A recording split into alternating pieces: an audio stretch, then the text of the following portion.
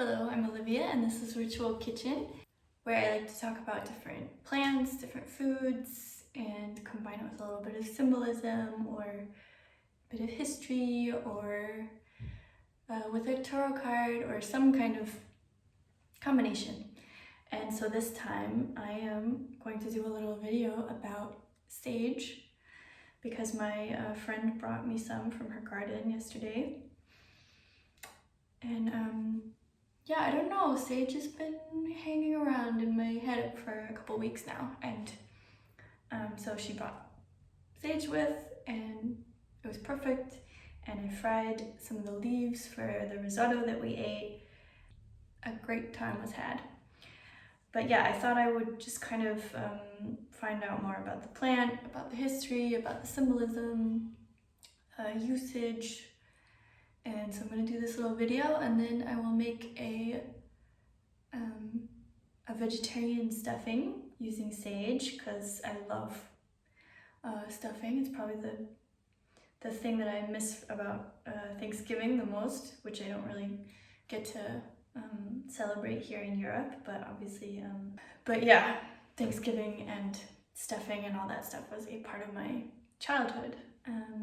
Yeah, so sage, the family of salvia has about 1,000 different species, and the Latin word comes from the Latin word salvare, which means to save, and this plant has been used for its culinary and medicinal purposes for thousands of years by very different traditions and cultures for healing.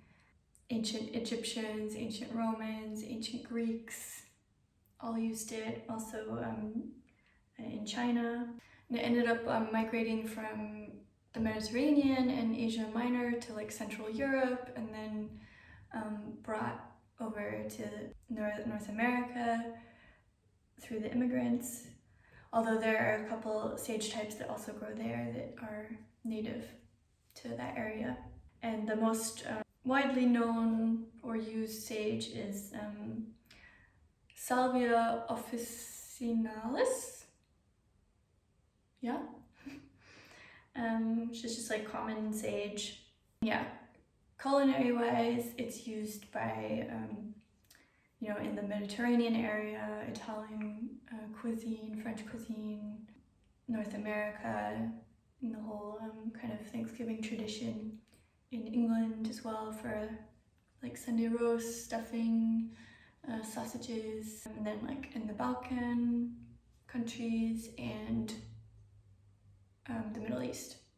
And so it's very antimicrobial and antioxidant, and it can also be used as like a preservative, especially for meat, which are some of the reasons why it's been so popular. And yeah, sage has been used as a remedy for menstruation, for constipation, anxiety, for calming the nervous system, soothing indigestion, and also relieving you of headaches.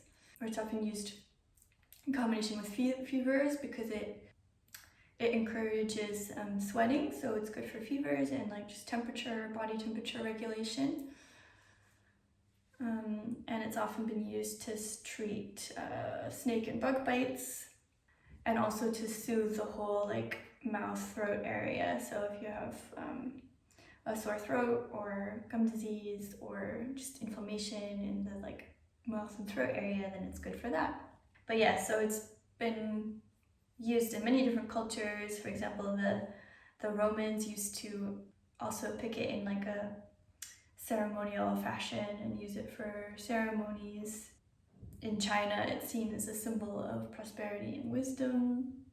In ancient Celtic lore, it's also seen as a source of wisdom and immortality due to like all the health benefits that it has. It became very popular in the Middle Ages and was cultivated in like, many church or monks' gardens, and it's also a symbol of the Virgin Mary. And then obviously there are certain sage types, particularly white sage, that are associated with different Native American traditions. particularly when it comes to white sage around the area where that is grown, which is in southwestern United States, so like California, Arizona, New Mexico, like in the Sonoran and Mojave deserts, and then in northwestern Mexico and like Baja California. And particularly white sage is then used by various like indigenous cultures in the Americas. And so I'm gonna have a little bit of sage tea. It's about 2 teaspoons of sage leaves, and then you let it sit for 10 minutes.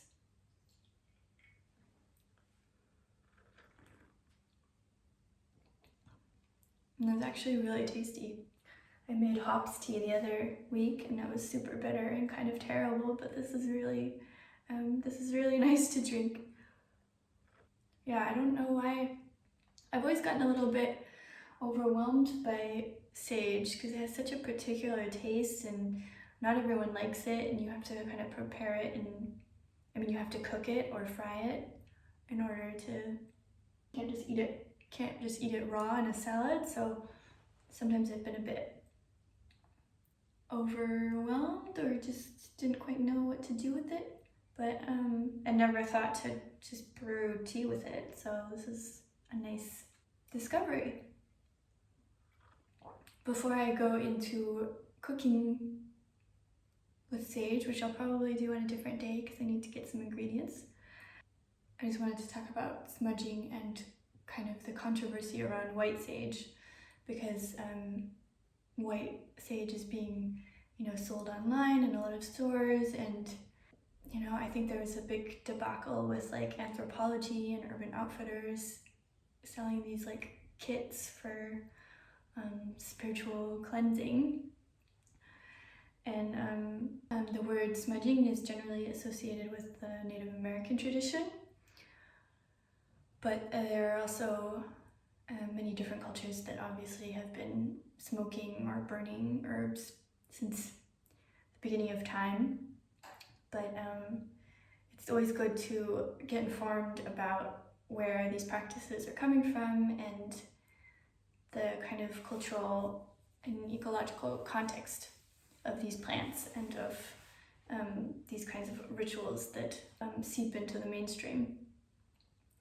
And I've been having, conversations with several people about how we're coming into a time where it's important now for us to connect with the plants that are growing near us, as opposed to buying these herbs and things that are, imported into Europe or wherever we may be.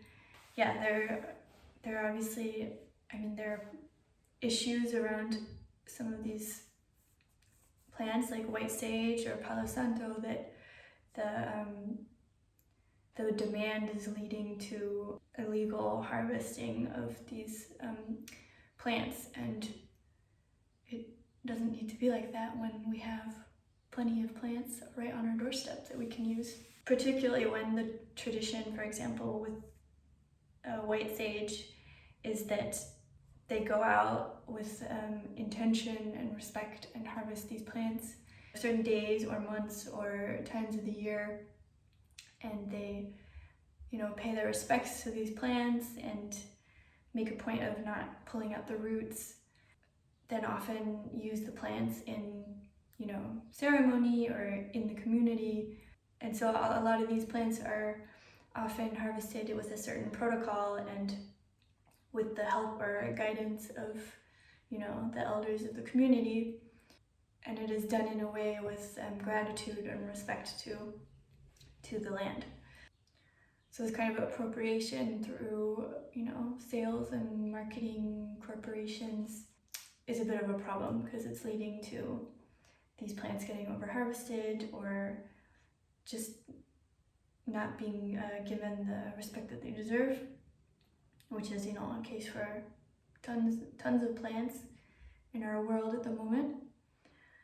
And so it's good to just think about the alternatives that you have near home. It's good to understand the context of these different plants that come from different parts of the world and the cultures that they are near. in order to be able to make an informed decision about how you want to interact with the plants. Yeah, so for that reason, I'm going to be donating to an organization called United Plant Savers. They're an organization that work on protecting native medicinal plants and their habitats. And so, in light of the issues around white sage, I thought that would be a good place to send some energy. I was looking at, what are the alternatives for me in Europe and talking to other people about this, like which plants can we use to, maybe make a little herb bundle to burn and clear our spaces with. And so some of the plants in Europe that we can use are common sage, so this type of sage that is used in a culinary context as well, and other plants such as rosemary, thyme, lavender, mugwort, juniper, sweet clover, hyssop, I'm not actually 100% sure how you pronounce it, and then valerian. And so those are some plants in Europe that you could use, that you can often find, either grow yourself, or some of these you can just, find when you go on a walk. Oh, and bay leaves. Yeah, so I mean, each continent has their appropriate plants that grow near them that they can use, and those are just some of the European ones, since Europe's where I'm at the moment. Yeah, so that's my little introduction to sage, and in a day or two I'll start making my vegetarian stuffing, maybe serve it with some potatoes. We'll see. Some peas. I need to start using up my cupboard stuff before I leave. It's been like 2 days since I made my first little bit about sage and had some sage tea, which I've had a couple times again.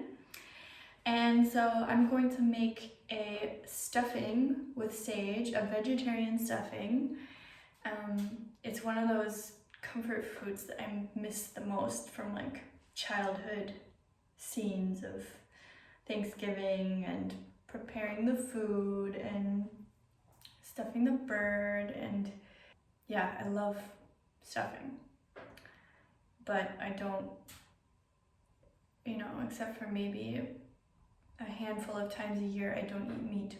So I want to create a vegetarian stuffing that's actually really tasty, because I've looked at some recipes and some of them are like, I don't know. So I'm just hoping that this one will be nice and rich and gooey and flavorful. So we'll see. And sage will be the herb of dominance. I pre-chopped some of the veg the other night because it was like dark and I was tired, and I wanted to give future me a gift. So I did that, and today I just have to chop up some apple, some mushrooms, some dates, and tear up the bread, and then mix it all together, bake it in the oven, and then we'll see how it turns out. So I'm going to be frying the onions in butter because I want to introduce some of that richness to it, and I'm not ready to go full on vegan yet. I'm doing quite a generous 50 grams.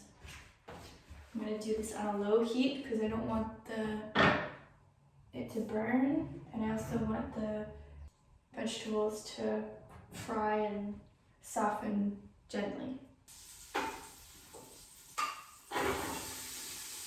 Okay, so the onions are gonna fry at a really low heat while we do the rest. I'm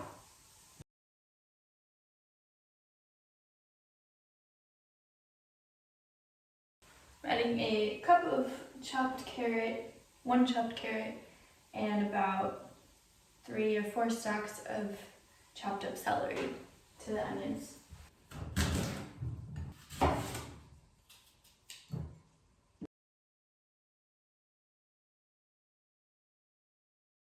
Now I'm going to add another 50 grams of butter to the mix.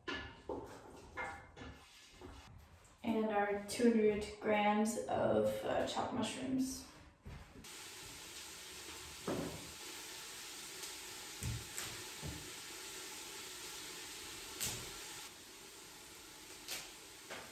Here's our fresh picked sage that's gonna go in next, and also at the end a little bit as well. Onions, garlic, carrot, celery, and mushrooms. Now I've just added our 2 chopped apples, and so I'll let this simmer for a bit, and then we'll start tearing up the bread and adding that, and then we'll be nearly on our way. I'm also adding a tablespoon of fresh rosemary, chopped up nice and fine.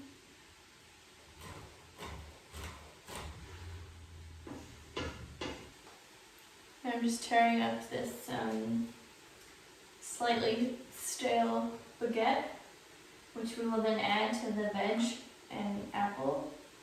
And then we'll add broth and mix it all up, and then bake it in the oven with some eggs. Okay, so we've got our roughly 3/4 of a baguette torn up. So I'm going to add this now to the mixture.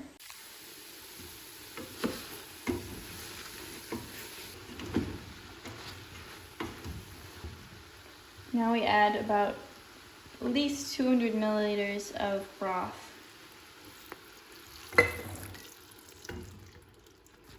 Just so that all the bread is a little bit moist.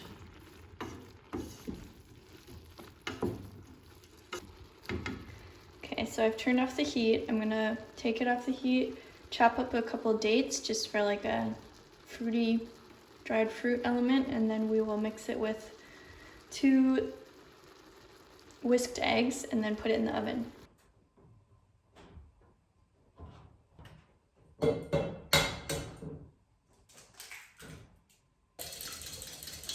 I preheated the oven to 180 degrees, and now I'm gonna put this all in here. Really nicely of sage. And we've got our 2 eggs. I'm just gonna pour it over, and then I'll give everything one last stir. Okay, so here's the pre-cook look.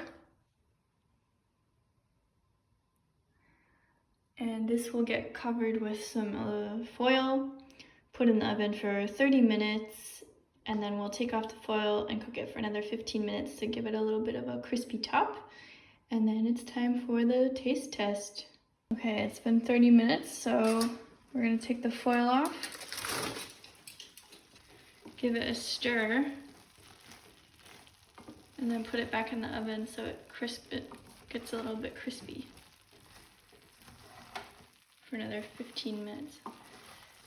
Okay, so after I took the foil off, I actually left it in for more like 20 minutes, 25 minutes, because it looked like it was still a little bit moist, and I just wanted a little bit more crisp. But it's sounding good, it's smelling amazing, so I'm excited to try this. Okay, so stuffing is done. It wasn't stuffed into anything except for the oven, but hopefully it brings back some memories. So here's the look. Definitely looks like stuffing.